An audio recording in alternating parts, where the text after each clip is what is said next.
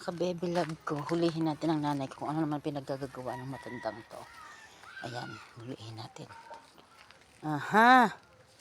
Ayan, sunog-sunog na naman siya mga ka-baby love. Pigigibo mo, nagpara. Ayan.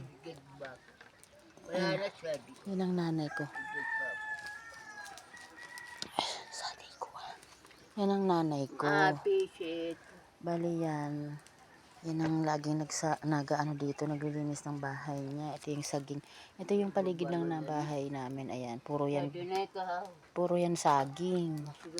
Ayan, malaki yung space nila dito. Ayan, yan ang nanay ko. Matanda na yung nanay ko no, mga ka-baby love. Pero love namin yan kahit may tuyo yan. Diba? Yan ang nanay ko.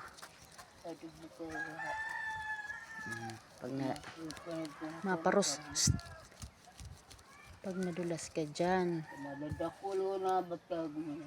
Ito yung view namin dito. Tingnan mo. Tingnan yung mga ka-baby love. Yun yung view namin. Oh. Ayan. Sagingan talaga. At saka palayan. Palayan yan dati. Kaso lang tuyot na ngayon. Gawa ng init. Sobrang init. Kaya, ayan. Naglilinis-linis yung nanay ko. Ayan. Ito ko, nag-internet ako dito kasi dito yung malakas ang signal. Pero message lang talaga. Kasi hindi nga nagpi-play yung ano, yung video kasi mahina. Tsaka dito yung relaxing namin ng nanay ko pagkahapon. Dito kami. Ayan, nag-internet ako. Tapos tumulong kami kanina sa kasalan. Ayun, nag-vlog ng konti doon. Tapos, uwi na dito. Maya-maya, iligo na ako. Yan si nanay, oh. Nagtatago rin sa camera. Nakita niya yung camera ko. Diba? Iya din yan. Pag hindi siya maganda. Tagawalis lang. Pero tingnan natin ang kamay niyan. I-zoom natin. Daming. Oh, sana ulo. Ang daming ginto ng nanay ko, oh. Oo nga, iisa lang eh. Isa lang yung kaya ng bulsa ko eh.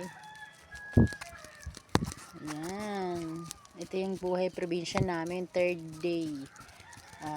Bali, update ko kayo sa mga mangyayari pa sa ating mga ilang araw pa dito. Ayun. Yan lang mga ka-baby love. Mia uli. Pinakita ko lang sa inyo yung paligid ng bahay ni nanay. Ayan. Oh. Yan. Malawak kasi yan. Puro nga lang mga puno-puno ng nyog, saging. Saka yan. Ito yung likod ng kanyang kubo. Ayan yung kubo niya. Tapos yung pinakabahay namin. Yan yung nakikita yung ano, kulay violet na ano. Ayan, yun lang. Bye-bye mga ka-baby love ko. Salamat pala sa mga nag-subscribe sa akin kahit wala akong upload ng within isang linggo. Yun. Thank you pala kasi nakikita ko naman na pag may signal ako na open ko siya. Ganito na yung subscribers ko. Marami na din. May nag-a-add kahit wala ako dyan sa Laguna. Alin? Baka pinaludab na yun ni Manoy. Kapatid ko nandyan. Teka, saglit lang. Ang problema yung nanay ko kasi yun daw ilaw niya. Bakit daw nakaano. Ayan yung bahay ng nanay ko. Ayan. Simple lang. Simple lang kasi ano. Ayan. Ayan. Dito kami umuwi pag kami bakasyon ito. Tsaka yan, meron siyang kubo. Ayan, may kubo siya. Maginhawa dyan sa kubo pero ang init pa rin ngayon kaya mainit din. Ayan. Nagaanap nga ni ako. Ano ka? Kita mong tinatapat ko na nga sa kilikili ko eh. Dito ko sa sagingan maghahanap. Kaklase ko yun. Ito yung dirty kitchen ng aking nanay. At saka doon meron pa siya kang isang kitchen sa loob. Ayan. Yan, dyan. Meron siyang kitchen pang isa dito. At saka Yan yung banyo na nasa labas. Meron din sa loob. Ayun, medyo nag-upgrade na yung bahay ng nanay ko.